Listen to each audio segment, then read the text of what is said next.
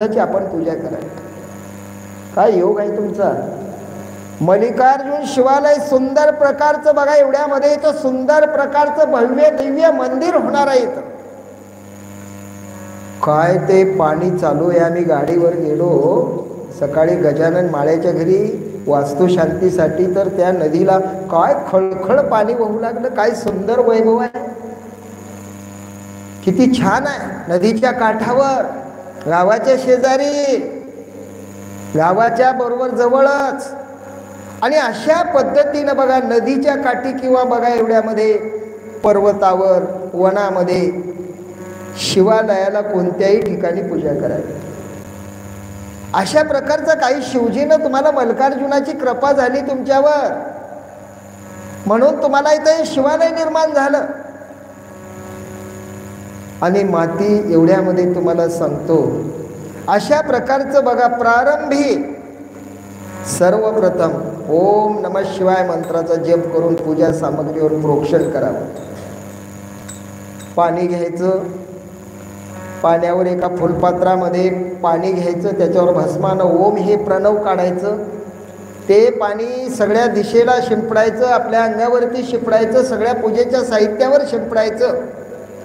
भुरारी मंत्रानं क्षेत्र सिद्ध करून आपोसद स्मान या मंत्रानं जलाचा संस्कार केला पाहिजे.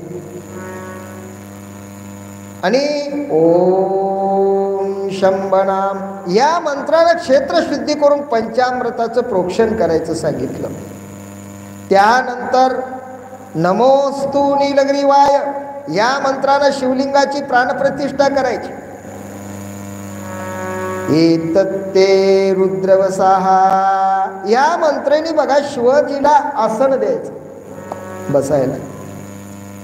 नामो महांतम मंत्राने आव्हान करायचं. यात जे रुद्र या मंत्रानं शिवजीला आसनावर बसवायचं. माझ्या समोर शिवजी बसलेले अशा प्रकारची कल्पना करायची. याविषयी या मंत्रानं शिवजीच्या अंगावर न्यास करायचा. आणि एवढ्यामध्ये अध्यवचन या मंत्रानं अधिवासन करायचं. असो या शिवलिंगामध्ये इष्टदैवता, ग्रामदैवता, सगळ्या दैवता आहे.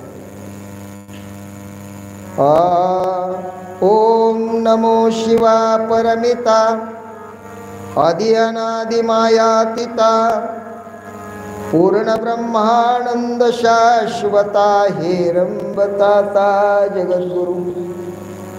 इथं तुम्हाला तर भरपूर गर्दी दिसत असेल, ऐकणारे मंडळी वाटत असेल, पण जालना जिल्ह्यातून मला फोन आला.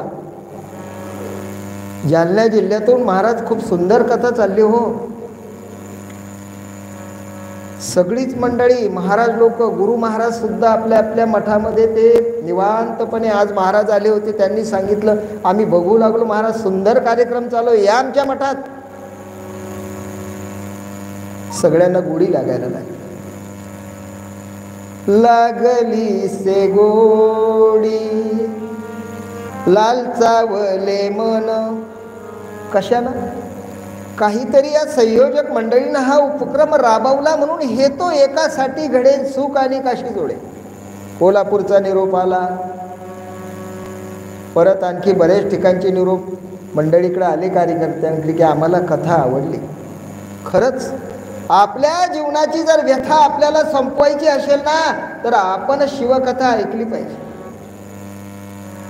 ऐकिले ते धरा ध्यानी वाचे वदा शूल पाणी. नाथ बाबा म्हणतात ना एका ठिकाणी, वाचे वदिता शिवनाम तयान बाधिल क्रोध काम वाचे वदिता शिवनाम. आपण देवाच्या जवळ जायचं, देवाच्या जवळ जायचं. देवाच्या जवळ जाणं म्हणजे देवासारखं वागायचं. देव खोटं बोलत नाही, देव कोणाची डुबवाडुबी करत नाही.